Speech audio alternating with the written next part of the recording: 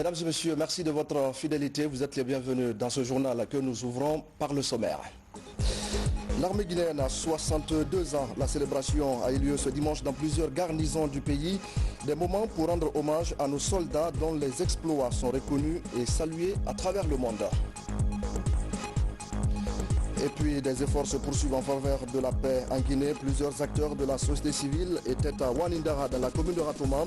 Ils ont invité les citoyens au pardon et à la cohabitation pacifique. Et nous terminerons ce soir par la célébration de la Toussaint. Des fidèles catholiques ont prié dans les églises du pays. Des invocations ont été faites en faveur de la paix et de la prospérité dans notre pays. Voilà donc pour le sommaire. Nous sommes dimanche 1er novembre 2020. L'armée guinéenne a donc 62 ans aujourd'hui. 62 ans au service de la protection de l'intégrité du territoire et de la sécurité des citoyens. Et comme chaque année, cet anniversaire est célébré partout dans les garnisons du pays. Il a été marqué tout d'abord ici à Conakry par l'inauguration d'un musée et d'un centre de lecture au camp Samori Touré. Sergent-chef Abakar Kamano. Après celui du camp Sundiata Keta de la 3e région militaire de Kankan, le 2e musée militaire du pays vient d'être implanté au camp Almami Samori Touré, 6 à Kaloum. Dans ces locaux, un centre de lecture. Ces œuvres monumentales sont réalisées par le général de brigade Mohamed Diané, chef d'état-major de l'armée de terre. Passionné des arts et de la culture, cet officier général est à la fois historien et écrivain. C'est avec votre soutien personnel que ce travail a été fait. Comme d'ailleurs le musée du camp Sundiata à Kankan. C'est un travail de recherche qui ne fait que commencer. Et ce musée du camp Samori a besoin encore de votre soutien pour se développer et étoffer cette collection. C'est le lieu de remercier son Excellence, Monsieur le Président de la République, chef des armées, pour avoir très tôt dit aux Guinéens de se pardonner et de se réconcilier.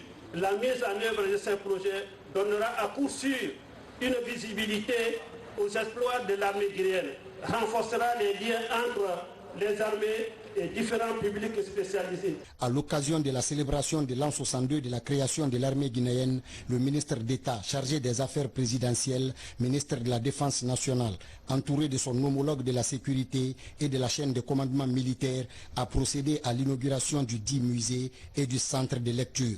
C'est un travail de mémoire qui nous permet de comprendre au-delà de son aspect culturel, les grandes étapes de l'évolution de nos forces armées afin de corriger les imperfections, atteindre les objectifs que nous nous sommes fixés en matière de défense nationale et restaurer notre patrimoine historique. Au nom de son Excellence, Monsieur le Président de la République, le professeur Alpha Condé, chef suprême des armées, de remercier très sincèrement les concepteurs de cet important projet, nos partenaires des pays amis, ainsi que l'ensemble des intervenants dans cette renaissance culturelle au sein des forces armées guinéennes. Ces réalisations, ainsi que d'autres déjà entreprises au profit de l'armée, dénotent de l'engagement des autorités à faire de notre armée une armée républicaine au service de la nation. Notre armée a été bâtie sur les cendres de l'armée coloniale et depuis 62 ans, nos troupes volent de succès en succès, à l'intérieur comme à l'extérieur du pays, des victoires qui sont célébrées chaque année autour des repas, comme ce fut le cas ce matin au camp Samori Touré. Adjudant Omar Kamara.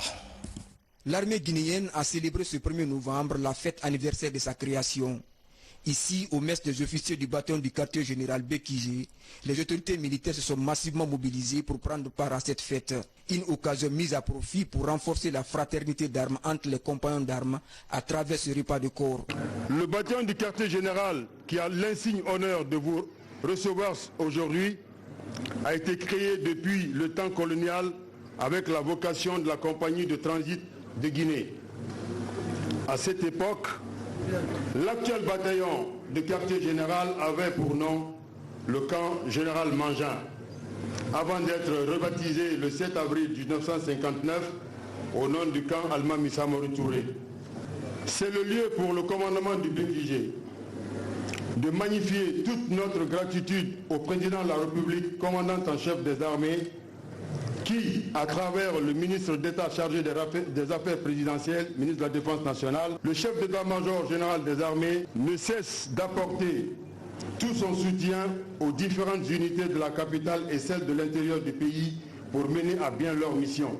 Cette fête marquant l'an 62 de l'existence des forces armées guinéennes s'est déroulée devant les membres du gouvernement, la hiérarchie militaire et certains membres de l'Assemblée nationale. Au cours de cet événement solennel, les autorités civiles et militaires ont procédé au découpage du gâteau d'anniversaire, une manière de rendre un hommage mérité à nos devanciers. La police nationale contribue elle aussi de façon efficace à la protection des Guinéens et à la sécurisation de leurs biens. Cet anniversaire est pour elle une occasion de se souvenir, mais surtout de réaffirmer son engagement aux côtés du peuple de Guinée. Commandant Morikaba. De la direction centrale de la police judiciaire au commissariat central de Matoto, en passant par la direction générale de la protection civile ou encore à la compagnie mobile d'intervention et de sécurité numéro 1 de Cameroun, la commémoration de l'an 62 de la création de l'armée guinéenne se passe autour du repas du corps. Nous fêtons cette fête parce que notre armée guinéenne est devenue une armée républicaine. Une armée vraiment qui a réconcilié avec la population et une armée qui participe non seulement au développement économique, mais qui est aujourd'hui, qui aide nos pays voisins à lutter contre les djihadistes à Kidal. L'armée participe favorablement à la lutte contre les djihadistes.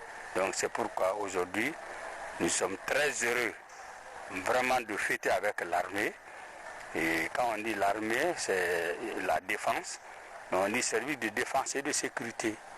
Donc c'est pourquoi nous, depuis hier, dans toutes les casernes de la protection civile, à Conakry, Kaloum, Matoto, Ratoma et Kagbele, et depuis la nuit, nous fêtons, nous sommes là, nous allons fêter, nous allons continuer aussi jusqu'à demain, parce que vraiment, il faut montrer que c'est la fête de l'armée. Les autorités du ministère de la Sécurité et de la Protection civile ne se sont pas fait compter l'événement. Ils ont ensemble partagé le repas du corps. L'occasion a été mise à profit pour non seulement féliciter les hommes en uniforme, mais aussi leur rappeler leur mission. C'est une fête qui nous donne l'occasion de nous retrouver, de permettre aux forces de défense et de sécurité de partager des instants de joie, mais aussi de réflexion et de partage pour remettre à jour les valeurs qui font de nos forces de sécurité ce qu'elles sont. Ça a été l'occasion pour l'une des premières fois dans l'histoire de la police que la direction générale de la police nationale et les autres directions s'associent pour organiser ces repas de groupe qui forgent l'esprit d'équipe, qui forcent l'esprit de courage des hommes.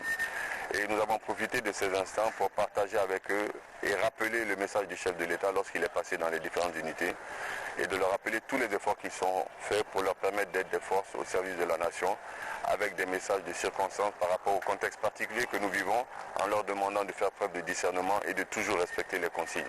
Donc voilà un peu l'esprit de cette fête-là et nous espérons pouvoir en vivre d'autres dans de meilleures conditions et avec encore plus d'entrain et de courage.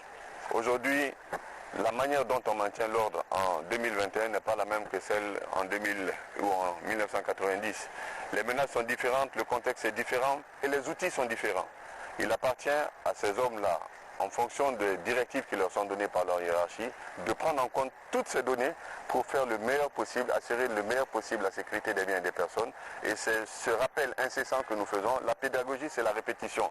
Quelles que soient les consignes que ces jeunes reçoivent, il faut sans cesse le leur rappeler parce que justement, sans cesse, ils sont confrontés à de nouveaux défis et ils doivent être capables d'y faire face. C'est dans une communion festive qu'autorités, officiers, sous-officiers et hommes de rang ont célébré cette 62e fête d'anniversaire de la création de l'armée guinéenne. Et le 62e anniversaire de la création de l'armée guinéenne a été également célébré à l'intérieur du pays. À Kankan, c'est le gouverneur qui a transmis aux troupes le message de félicitations du commandant en chef des forces armées de Guinée, professeur Alpha Condé. Sur place, on fait le point avec Fodé Bangali Fofana. Ce 1er novembre 2020, nous sommes au camp Sundiata Keita de Kankan, siège de la 3e région militaire du pays. Nous assistons au rassemblement des troupes autour du mât pour la montée des couleurs. Autour de la fanfare, les différents corps constitués. À leur tête, les officiers supérieurs. Le colonel commandant adjoint de la 3e région militaire, Jean-Colipé Lama, dirige les opérations de mise en place. Pendant ce temps, le gouverneur de région, en compagnie du préfet de Kankan, est reçu par le commandant de la 3e région militaire, le colonel Aboubakar Dakité. Ce 1er novembre 2020 se déroule à un moment où notre pays connaît une crise politique. Ce qui fait qu'ici à Kankan, cette fête de l'armée n'a pas connu toutes les couleurs qu'elle devrait connaître. Cependant, le gouverneur de la région de Kankan, en venant à cette fête anniversaire de la création de l'armée guinéenne, Sadou Keïta est porteur des messages du commandant en chef des forces armées guinéennes, professeur Alpha Condé, à l'adresse des forces de défense et de sécurité de la région de Kankan. Le commandant en chef des forces armées, professeur président Alpha Condé, chef de l'État, m'a chargé de venir vous transmettre son message de félicitations et d'encouragement. De vous remercier pour tout ce que vous faites pour défendre les frontières de notre pays. Et nous autres qui sommes les autorités de la région et de la préfecture, nous l'accompagnons parce que nous vivons ensemble pour témoigner de votre courage, de votre engagement et de tous les sacrifices que vous consentez pour que l'intégrité de notre pays soit respectée. Je souhaite vivement que vous compreniez que vous êtes un corps respecté et respectable. Quiconque ne respecte pas votre corps, il ne se connaît pas. Pour Sadou Keïta, le moment n'est pas bien indiqué pour faire l'historique de l'armée guinéenne ce 1er novembre 2020. Sauf que tous les jeunes qui viennent d'être recrutés dans cette armée ne connaissent pas parfaitement l'héroïsme de cette armée. À leur intention, il a fait un tout petit rappel. C'est grâce à cette armée que la plupart des pays africains se sont libérés. Cette armée a combattu en Angola, en Guinée-Bissau et ailleurs pour que ces pays accèdent aujourd'hui à la liberté. Votre héroïsme est reconnu dans tout le monde. Une armée grande, une armée propre, une armée loyale.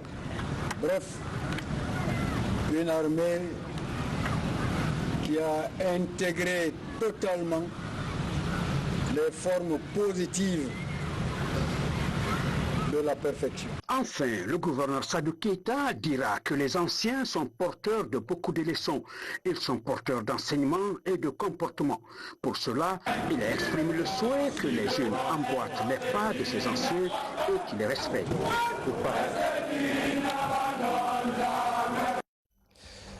Les forces de défense et de sécurité étaient également mobilisées à l'Abbé, dans la 2e région militaire du pays. Les festivités ont été marquées par la mise à disposition d'un centre d'opération. L'objectif est de renforcer les capacités des agents qui opèrent sur le terrain. Falilou Diallo.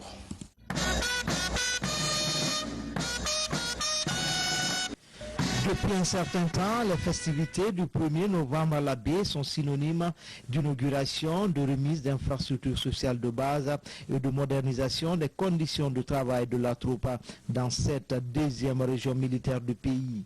Le 62e anniversaire n'a pas dérogé à la règle. Déjà, un bâtiment abritant les corps de garde, une salle de fête, une salle d'informatique sont réalisés, tout comme des travaux de reboisement et autres qui embellissent aujourd'hui ce camp militaire. Cette année, malgré la pandémie du Covid-19, la Grande Muette a connu la poursuite de la construction des infrastructures militaires. Durant l'année 2020, malgré la pandémie du Covid-19, la 2e région militaire a connu la poursuite de la construction des infrastructures militaires par la société Guicopresse. Grâce au leadership du commandant en chef des forces armées, Certains équipements ont été obtenus, notamment des camions militaires et des jeeps pour la patrouille frontalière. Au sein de la deuxième région militaire, nous avons réalisé sur fonds propres l'aménagement de la place d'armes, la construction d'un centre opérationnel, la rénovation du magasin d'armement et de munitions et la réalisation de 3 forages. Au camp Elhadji Oumar Tall de l'Abbé, c'est le gouverneur de région qui a présidé les festivités liées à l'an 62 de la création de l'armée guinéenne. Une cérémonie qui coïncide cette année avec une crise post-électorale que traverse le pays.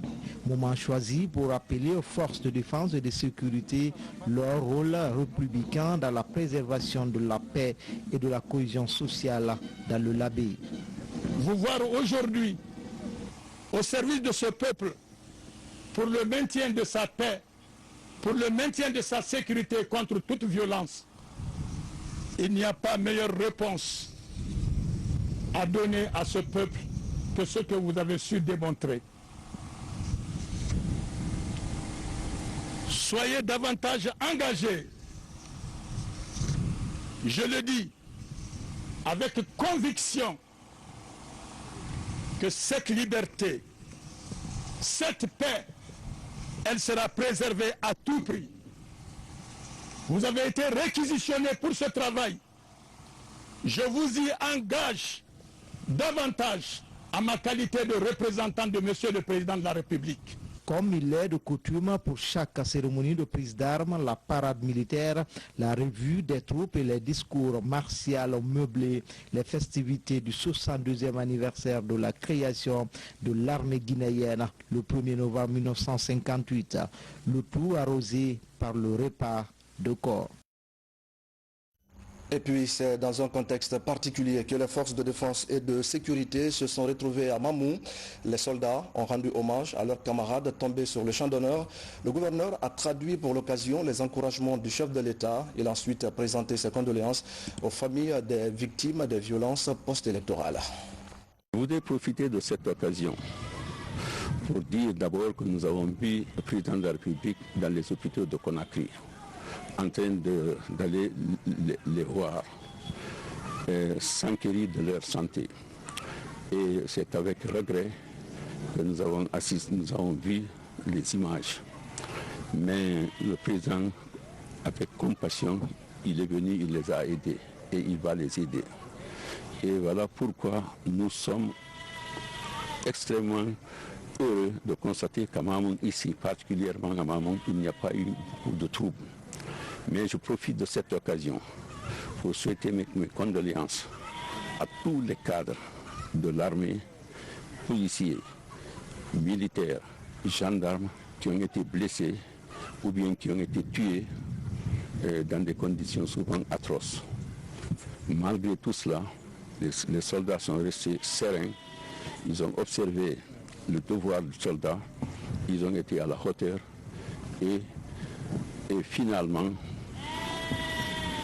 nous sommes heureux de constater que l'armée est en train de faire du bon travail. Et justement, nous allons parler ce soir encore des violences post-électorales ainsi que des efforts en faveur de la consolidation de la paix. Le Conseil national des organisations de la société civile vient d'échanger avec les habitants de Wanindara, dans la commune de Ratoma. 2 points étaient à l'ordre du jour: la promotion de la paix, ensuite identification des victimes. Mamadi Ternaka Misoko. La route Le Prince porte encore les stigmates des récentes violences post-électorales. Wanindara, un des quartiers qui a enregistré de nombreux dégâts, le Conseil national des organisations de la société civile guinéenne, CNOSC, est sur le terrain. La plateforme échange avec les habitants. L'objectif est de faciliter l'identification et l'enregistrement des victimes. Il y a eu beaucoup de tristes événements, beaucoup de violences.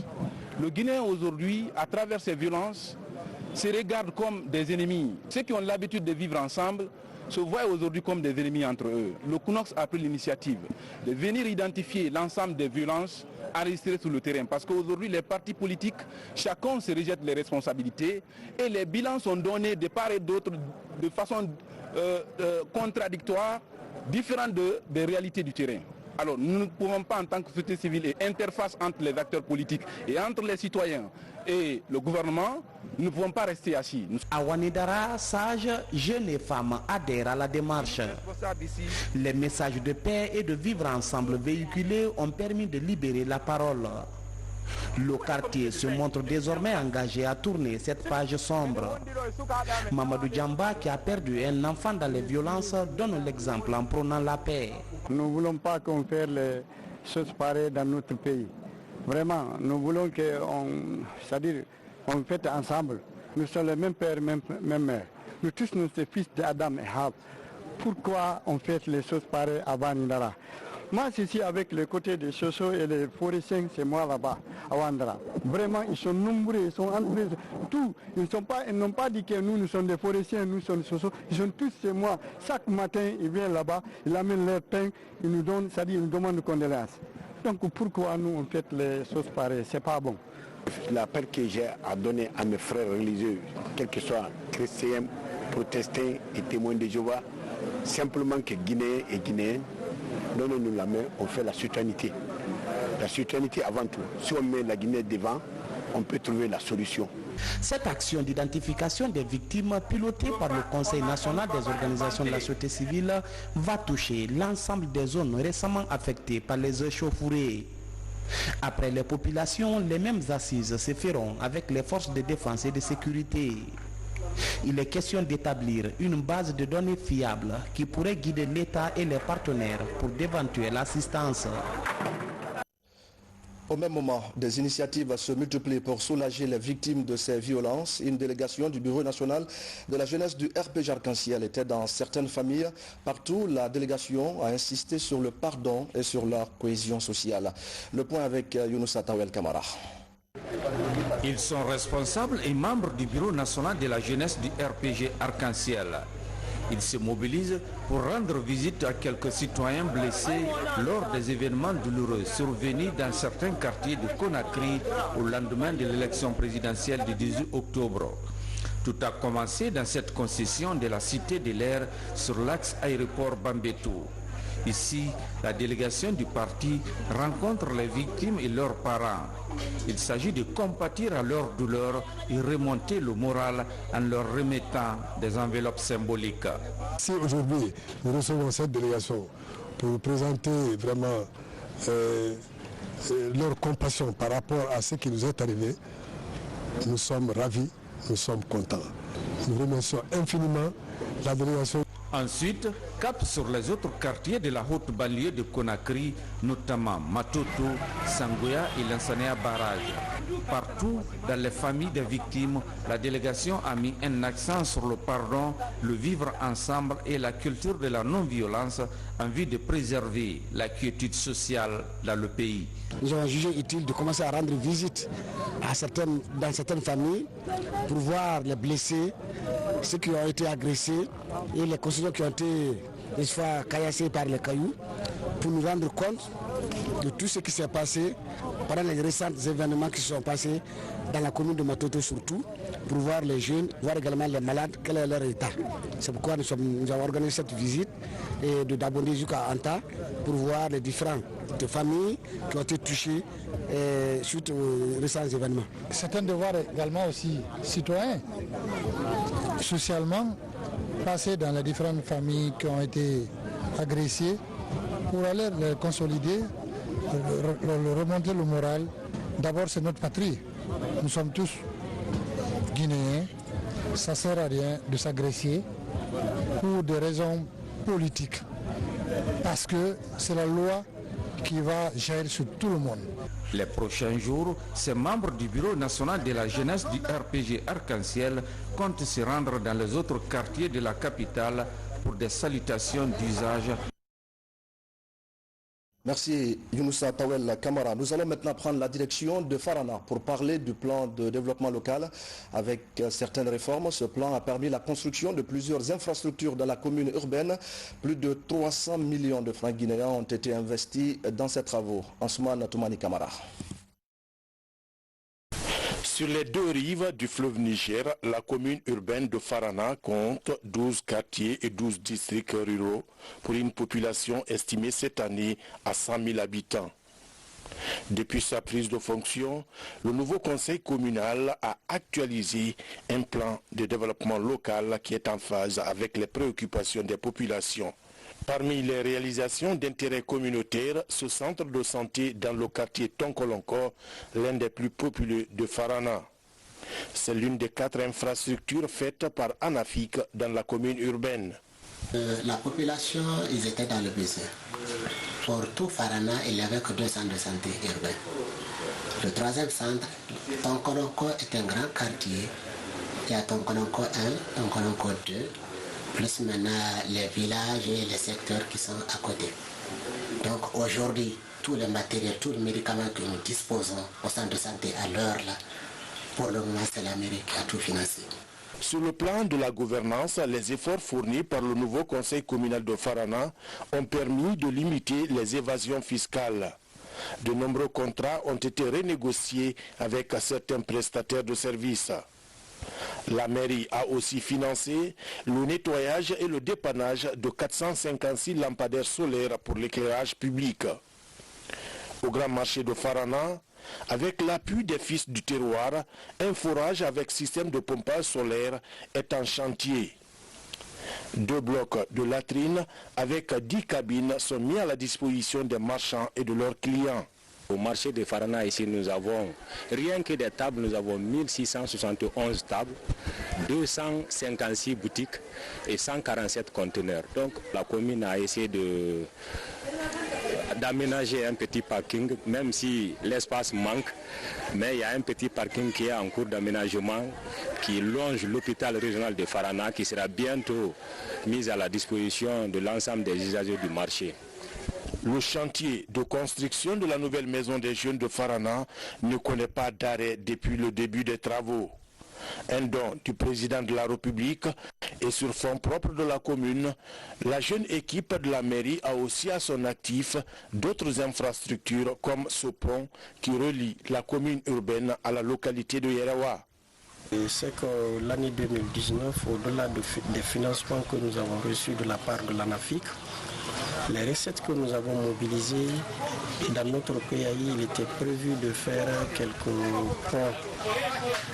Comme vous voyez un exemple ici en image, le pont qui est fait là, c'est fait sur fonds propres. À partir de ce pont, pour rallier le cimetière, ça fait plus d'1 kilomètre. Et souvent, dès qu'ils arrivent, c'est à partir de là qu'on garde les véhicules et les hommes prennent aussi le corps pour aller au cimetière. Dans les perspectives de la coopération décentralisée, Farana est en phase de jumelage avec la ville d'Agadir au Maroc et d'autres en Europe et en Asie. Parlons maintenant autonomisation des femmes. Une quarantaine de personnes viennent de suivre une formation en maquillage. C'est une initiative qui doit favoriser la lutte contre le chômage dans la couche féminine. Les bénéficiaires saluent le geste. Yaya Silla. Ici, nous sommes au salon de beauté Chic Dame. Depuis 3 semaines, les apprenantes venues de partout, à Conakry et à l'intérieur du pays. Elles se familiarisent avec la technique de maquillage et d'attache de foulard. Une activité qui paraît banale, pourtant peut permettre aux nombreuses jeunes dames de se prendre en charge financièrement. Il y a beaucoup de filles, de jeunes dames qui pratiquent ce métier, mais elles ne sont pas professionnelles, elles ne savent pas qu'est-ce qu'il faut pour obtenir un tel résultat. En fait, ils font par tâtonnement. Donc je les invite à venir suivre la formation pour être pro. Quand on est pro dans quelque chose, vous avez tout l'avantage par rapport sur les autres qui ne sont pas pro. En fait. Au cours de cet atelier de 3 semaines, les jeunes dames apprennent les types de maquillage. Le mannequin, le maquillage du carnaval, du mariage religieux et du mariage civil. Tout un processus à connaître. Le jour de mon mariage, c'est elle-même qui va partir à la maison me maquiller, s'il plaît à Dieu. Pour cette cérémonie de fin de stage, chacune des apprenantes est venue avec son mannequin qu'elle prend en charge pour présenter au jury.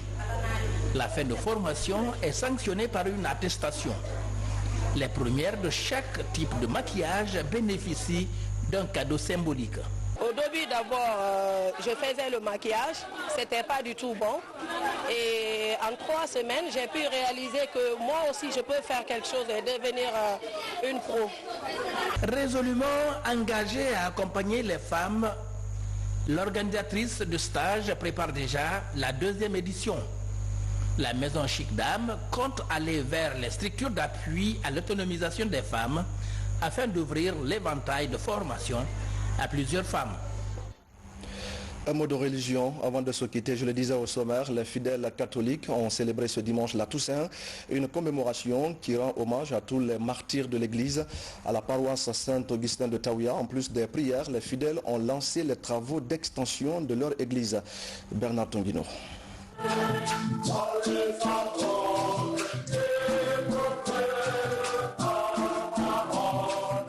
La Toussaint, l'Église catholique honore ce 1er novembre l'innombrable foule des saints. Ceux et celles qui furent des témoins de Christ et qui ont vécu dans la fidélité de l'Évangile au service de tous. À l'occasion de cette solennité, les fidèles de la paroisse Saint-Augustin de Taouya rendent hommage à tous les aînés qui ont œuvré dans la construction de cette paroisse. Aujourd'hui, nous sommes réunis pour fêter les saints. Ils ont été lavés dans le sang de l'agneau. Ça veut dire quoi? Ça veut dire qu'ils ont accepté de faire le pas, de faire le saut. Le saut de la conversion. Conversion, ça dit je choisis d'opter pour, je change pour, je me retourne pour. Se convertir, c'est se détourner pour se tourner vers qui? Vers le Christ. Le seul qui nous soit donné pour obtenir la vie, le seul qui nous soit donné pour nous conduire vers le Père. Et aujourd'hui, si nous fêtons tous les saints, c'est ceux-là qui ont accepté de faire ce changement. Après la célébration eucharistique, présidée par l'un des premiers curés de la paroisse, place à la procession pour le lancement du chantier d'extension de l'église. La première pierre est posée par Monseigneur l'archevêque. Chers paroissiens de Taouya, il convient que par une célébration spéciale, nous appelions aujourd'hui la bénédiction de Dieu sur les gigantesques travaux d'extension de votre église paroissiale. Frères et sœurs, aujourd'hui, nous sommes invités à collaborer avec Dieu pour l'extension, les travaux d'extension de notre Église. Demandons à Dieu la grâce de pouvoir faire ce qu'il attend de nous.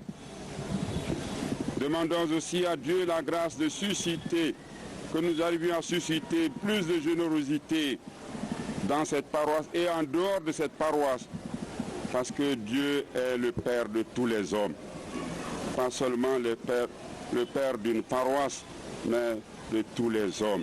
Cette église de la paroisse Saint-Augustin de Taouya a été consacrée et inaugurée le 26 novembre 1994 pour une capacité d'accueil de 700 fidèles. Aujourd'hui, le chiffre a doublement augmenté et une fois les travaux d'extension terminés, l'église pourra accueillir en son sein près de 1000 fidèles. Merci Bernard. Et tout le plaisir a été pour moi de vous présenter ce journal et de vous servir durant tout le week-end qui s'achève. Merci de votre fidélité, mesdames et messieurs, et bon début de semaine à tous.